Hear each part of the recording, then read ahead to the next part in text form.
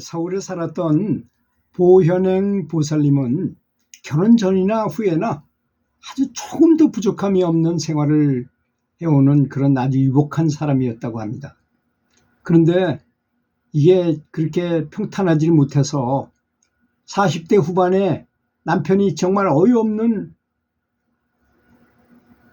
사고로 세상을 먼저 떠나게 됐어요. 그리고 나서 이미 결혼한 외아들과 함께 생활하고 살았다고 합니다. 그런데 아들의 몸에 이상이 생겼는데 처음에는 힘이 없고 얼굴이 하얗게 변하더니 차츰 밥을 먹지도 못하고 그리고 제대로 거동조차 못하는 상태가 되어버리더라는 것입니다. 그래서 이 병원 저 병원 다니면서 처음에 이제 대학병원에 가서 진단해 보니까 병명이 백혈병이래요. 혈액암이죠, 말하자면. 그래서 이게 잘못 오진이 아닌가 해가지고 대학병원을 4군데나 다녔는데 다 똑같아요. 그때만 하더라도 재산이 있던 때인지라 서울의 유명한 병원과 참 유명하다는 전국의 한의원을 찾아다니며 진찰도 하고 치료도 받았어요. 그리고 마지막에는 국립중앙의료원에 입원했으나 병세는 오히려 갈수록 악화될 뿐이었다고 합니다. 그런데 그 생명을 연장하는 유일한 방법이 바로 수혈, 다른 사람의 피를 대신 집어넣는 것 외에는 방법이 없었던 것이니 그것도 한계가 있잖아요. 아무리 돈이 많아도 남의 피를 항상 수혈 받을 수 없을 거 아니겠습니까? 피도 모자랄 수 있고 돈도 모자랄 수 있겠죠. 마침내 담당 의사도 손을 들었어요. 보살님, 이제 할 만큼 했으니 그만 퇴원하셔서 집에서 요양하는 것이 좋겠습니다. 먹고 싶은 것이나 마음껏 드시면서 편하게 댁에 계시는 게 더 좋지 않겠습니까? 해가지고 아들을 퇴원시켜가지고 집으로 돌아온 보현행 보살은 남편도 없지 외아들 단둘이 살았는데 외아들을 잃게 된다는 생각에 정말 마음이 너무나 괴롭더라는 것입니다. 그래서 용하다는 무당한테 가서 점도 쳐보고 많은 돈을 들여서 굿도 해보고 그 무당들이 다 된다고 하니까 그런 거 했는데 다 소용이 없는 거야. 갖가지 좋다는 민간요법을 다 해보게 되었던 것입니다. 근데 전혀 소용이 없더라는 것입니다. 돈만 날리고 괜히 60만 필요해지고 했다는 것입니다. 또 만나는 사람들에게 희로락이라도 잡는 마음으로 아들을 살릴 길이 없느냐고 보는 사람마다 물어봤어요. 그때 어떤 분이 말을 했어요. 그런 경우에는요, 절에 한번 가보세요. 근데 당시만 해도 보현행 보살은 불교를 믿지 않았어요. 그런데 가만히 들어보니 이게 방법이라는 게 아무것도 없는데 거기 한번 마지막 방법이라고 생각하고 한번 해봐야 되지 않겠는가 생각이 들어서 다른 사람한테 물으면 절에 갈 때 뭐 준비하면 되냐 그랬더니 쌀하고 향하고 투를 준비하라. 그래서 그걸 준비해가지고 서울 안암동에 있는 개운사로 찾아가서 법당에 예배를 드리고 주지스님께 참 지나온 사연을 참 진짜 눈물 나는 사연을 자세하게 말씀을 드렸어요. 스님께서는 그 말씀을 보살의 말씀을 묵묵히 들으시고 한참 생각을 고심을 하시다가 말씀하셨어요. 보살님, 아들은 살릴 수 있습니다. 그런데 그 기도를 실행하기가 쉽지는 않을 텐데요.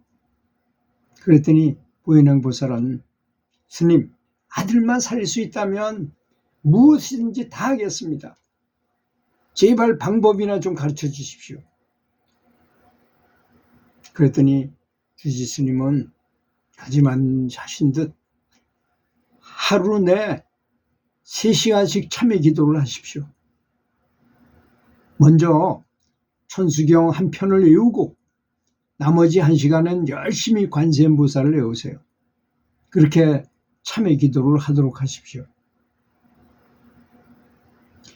착한 마음을 가지고 계행, 그 계를 지키는 거, 불살생 뭐 이런 거 아시죠? 그런 걸 지켜야 하고, 고기를 절대 먹지 말고 100일 동안 기도를 하되 열흘에 한 번씩은 공양을 올리도록 하십니다.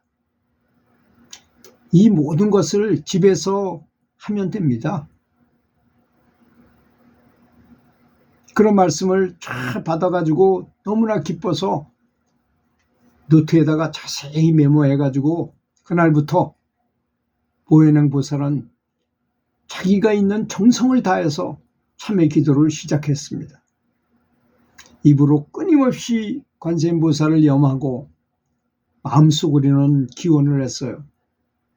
관세음 보살님, 저희의 모든 잘못을 참회드립니다. 대자대비의 자비심으로 제 아들을 반드시 살려주시옵소서 하고 기도를 드렸던 것입니다. 그런데 묘한 일이 일어났어요.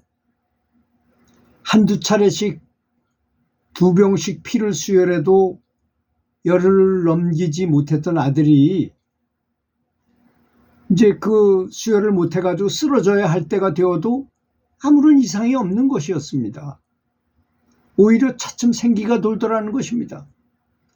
근데 가만히 어머니가 연부를 하는 걸 보니 내가 이거 피 2병을 맞아야 되는데 안 맞았는데도 쓰러져야 되고 뭐 지금 내가 헤매야 되는데 오히려 생기가 이상하고 요거 신기하고 효과가 있는가 보다 이런 생각이 들 거 아니겠습니까?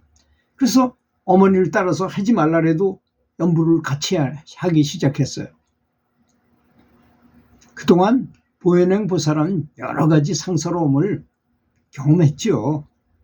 꿈에 경찰이 와서 집안에 있는 나쁜 사람을 잡아가기도 하고, 돌벽이 쫙 열리면서 노인이 나타나서 내 소원이 성취되었다고 위로해 주기도 했고, 버스가 집 앞에 서더니 사람들이 집안에 나쁜 물건을 모두 실어가서 도끼든 흉측한 사나이를 잡아가는 꿈도 꿨어요. 100일 참회 기도가 끝나자 아들은 잠깐 다녀올 곳이 있다면서 아침에 집에 나가다 저녁에 돌아왔어요. 그리고 화난 얼굴로 말했어요. 어머니, 국립중앙의료원에 다녀오는 길입니다. 의사 선생님께서요, 죽었어야 할 사람이 살아 돌아왔다고 이상하다 하면서 몇 가지 진찰과 실험하셨는데 병이 완쾌된 듯하다고 하고 이틀 정도 더 검사해보자고 했어요. 3일의 검사를 다 결과 완쾌가 됐다는 것입니다. 정말 기적이군요. 지금 상태라면 오히려 피를 청구람을 한꺼번에 빼내도 끄떡없겠습니다. 이렇게 그런 가피를 받았다고 합니다. 이 이야기는 법보신문에 실린 김현준 불교신행연구원장님의 글이었습니다. 감사드립니다.